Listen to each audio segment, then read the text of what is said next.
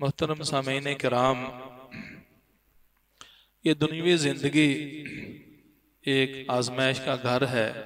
रब ताला ने जिसको ज़िंदगी दी है वो भी आजमाइश, और जो इस दारे फ़ानी से कूच कर जाता है वो भी एक आजमाइश। खुशहाली है तो वो भी आजमाइश, और अगर गुर्बत और फ़कीरी है तो ये भी आजमाइश। बंदा मोमिन हर दो हालत में रब ताला का शुक्रगुजार बंदा बन के रहता है।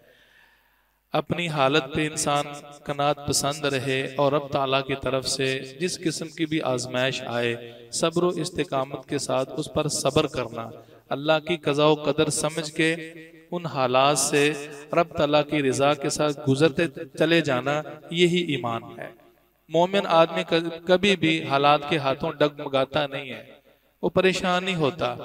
उसके सामने एक बहुत बड़ा विजन और हदफ होता है, वो रब ताला की रज़ा जोई, जन्नत का हुसूल होता है। तो जन्नत का हुसूल ये सबसे बड़ा हमारा हदफ होना चाहिए। ये आर्जी मुख्तसर हकीर सी दुनिया है। चूंकि हमारी तरजीहात में फर्क आ गया है, जब तरजीहात में अहदाफ में फर्क आया है तो फिर कुफार का चाल चलन, उनके अहदाफ, उनके मामलात और जो दुनियावी साज धज हम उनके जरिए से देख रहे हैं, वो हम में से तकरीबन हर शख्स का वही हदफ बन चुका है। इसलिए हम अपने आप को हकीर समझना शुरू हो जाते हैं। हमें जब वो हदफ नहीं मिलता तो हम परेशान होते हैं। ये मोमिन की शान नहीं है। मोमिन की शान बहुत बड़ा हदफ है, वो अल्लाह की रजा जोई है।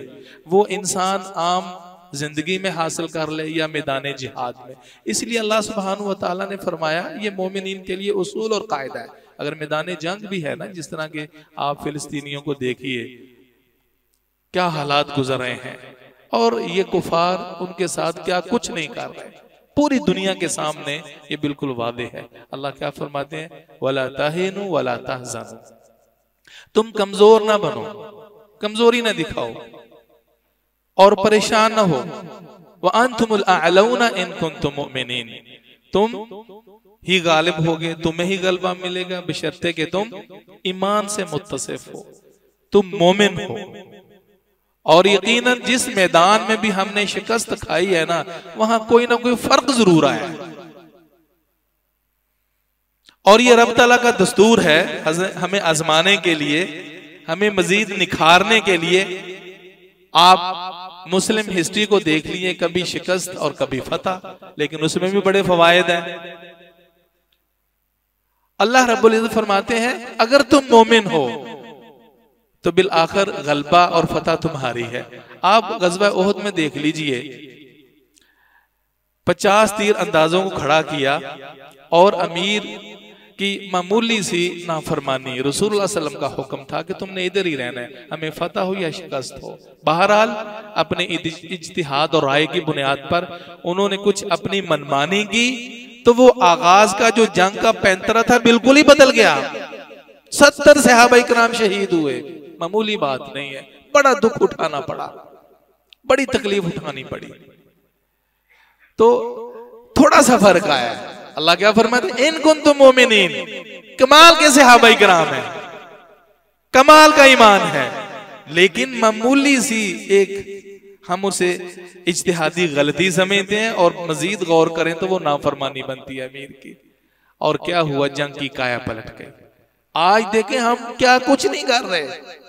ये मुस्लिम अपने किसी कुर्तूत और अपने किसी मामले में मोमिन लगता है, कहीं से ईमान नजर नहीं आता। अगर ये वही साहिब ईमान के जो रब को चाहिए, अल्हम्दुलिल्लाह अगर वो बन जाए तो फरिश्ते जमात दर जमात हमारी हिमायत और नुसरत के लिए उतरे। ये जंग में फतह शिकस्त ये अल्लाह की आजमाइश है। अल्लाह फरमाते हैं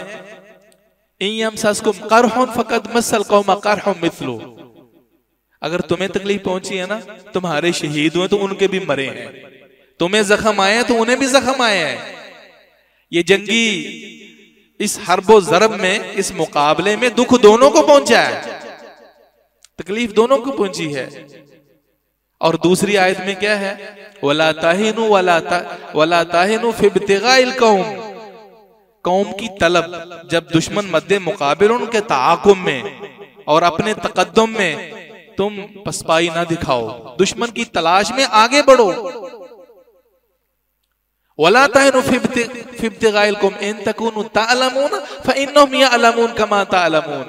तो जैसे तुम्हें तकलीफ और दुख जख्म पहुंचते हैं तो उन्हें भी जख्म लग रहे हैं, इसमें तुम बराबर हो। लेकिन एक बड़ा फर्क है, वह तरजून मिन अल्लाह मा ला यरजून, जो अहदाफ तुम्हारे हैं, जिस उम्मीद पर तुम इस मैदान जंग में कूदे हो, और जो तुम्हारी रब्बुल इज्जत से अल्लाह सुब्हानहू व तआला से उम्मीदें वाबस्ता हैं, वो उनका तसव्वुर भी नहीं है। वह तरजून मिन अल्लाह मा ला यरजून। इंसान जो ईमान के साथ उम्मीदें लेके जंग में कूदता है, ये जिंदगी बसर करता है ना, वो उम्मीदें बहुत आला और अरफा होती हैं। उनके दिलों में ये चाहत नहीं है इंसान कामयाब होके वापस आए तो गाजी, और अगर वहां मारा जाए तो शहीद है। वह तरजूना मिन अल्लाह, तुम वहां जो लड़ रहे हो अल्लाह के कलमे की बुलंदी के लिए लड़ रहे हो। वहां जो तुमने गन उठाई हुई है अल्लाह के दीन की सरबुलंदी के लिए, इलाए कलिमतुल्लाह के लिए। ये सिर्फ कुनबे कबीले कौम मिल्लत और अपनी इज्जत और शुजाअत और बहादुरी के नमूने दिखाने के लिए तुम नहीं लड़ते। साहिबे ईमान लड़ता है तो अल्लाह के दीन की सरबुलंदी के लिए, कलमे की सरबुलंदी के लिए, अल्लाह के दीन की तनफीज के लिए, इस दीन को बकुव्वत जब जरूरत पड़ती है उसकी तनफीज के लिए, और दुश्मनों को अल्लाह के दीन में रुकावटें जो पैदा करते हैं उन्हें भगाने के लिए। ये तुम्हारी उम्मीद होती है, ये तुम सब कुछ इसलिए करते हो। तो मोहतरम भाइयों, ये कोई मामूली एजाज नहीं है। असल में फर्क ये जो हमें नजर आता है वो इसलिए कि हम अब वो मोमिन नहीं रहे।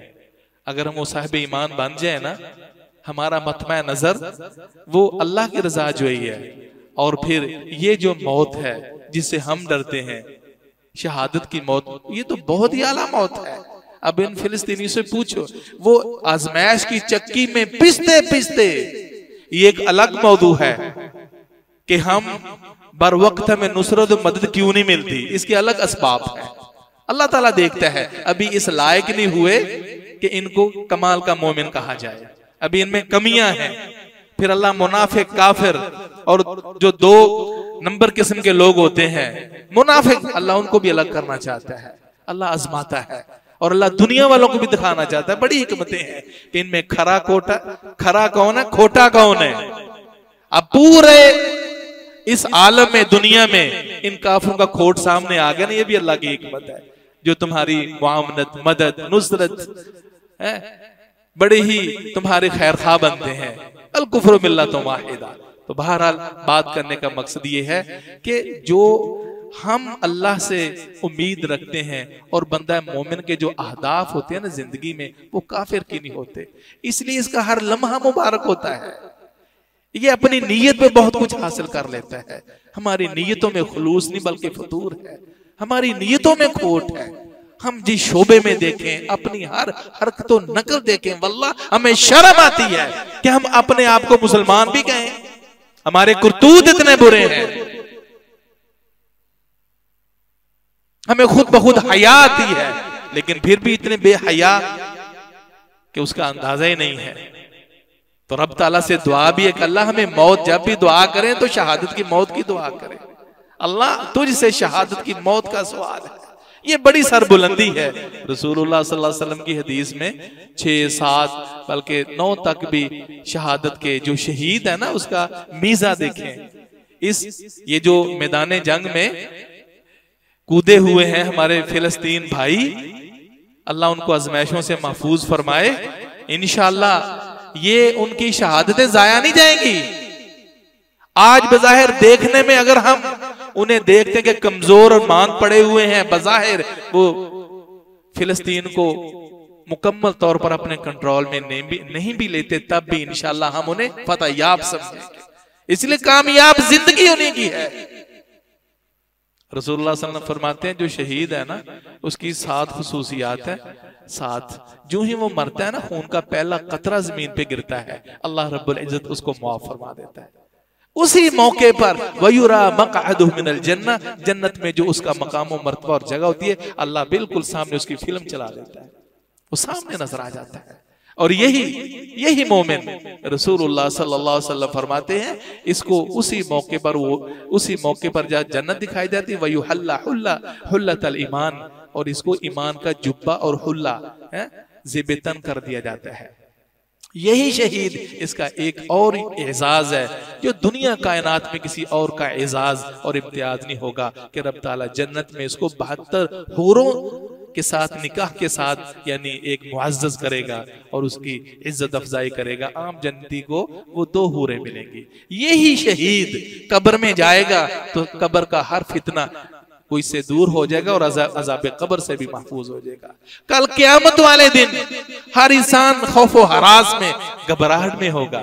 ला यहज़ुनुहुल फ़ज़उल अकबर, उन अहले ईमान में ये एक शहीद जो होगा वो क़यामत की हौलनाकियों से बिल्कुल महफूज होगा, बिल्कुल ताजा दिल, पूरी ताकत और तवानाई अपने भरपूर यानी खुशहाली और खुश दिली के साथ रब ताला से मुलाकात करेगा।